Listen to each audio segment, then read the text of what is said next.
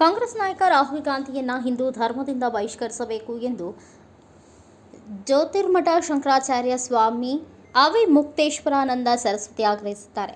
ಕೆಲವು ತಿಂಗಳುಗಳ ಹಿಂದೆ ರಾಹುಲ್ ಗಾಂಧಿ ಸಂಸತ್ತಿನಲ್ಲಿ ಮನುಸ್ಮೃತಿ ಬಗ್ಗೆ ಮಾತನಾಡಿ ಸನಾತನ ಧರ್ಮಕ್ಕೆ ಅವಮಾನಿಸಿದ್ದಾರೆ. ಈ ಬಗ್ಗೆ ಸ್ಪಷ್ಟನೆ ಕೇಳಿದರೂ ಅದಕ್ಕೆ ಪ್ರತಿಕ್ರಿಯೆ ನೀಡಿಲ್ಲ ಎಂದು ಶ್ರೀಗಳು ಹೇಳಿದ್ದಾರೆ. ಬದ್ರಿನಾಥ ಶಂಕರಾಚಾರ್ಯ ಮಠದ ಈ ಬಗ್ಗೆ ಪ್ರಕಟಣೆ ನೀಡಿರುವ ಶ್ರೀಗಳು, ಮನುಸ್ಮೃತಿಯು ಅತ್ಯಾಚಾರ ಅಪರಾಧಿಗಳನ್ನು ರಕ್ಷಿಸುತ್ತವೆ ಎಂದಿರುವ ರಾಹುಲ್ಗೆ ಸನಾತನ ಧರ್ಮದ ಮೇಲೆ ನಂಬಿಕೆ ಇಲ್ಲ. ಹಾಗಿದ್ದಾಗ ಅವರನ್ನು ಬಹಿಷ್ಕರಿಸುವುದೇ ಒಳಿತು. ದೇವಾಲಯಗಳಲ್ಲಿ ಅವರಿಗೆ ಪ್ರವೇಶ ನಿಷೇಧಿಸಿ ಎಂದಿದ್ದಾರೆ.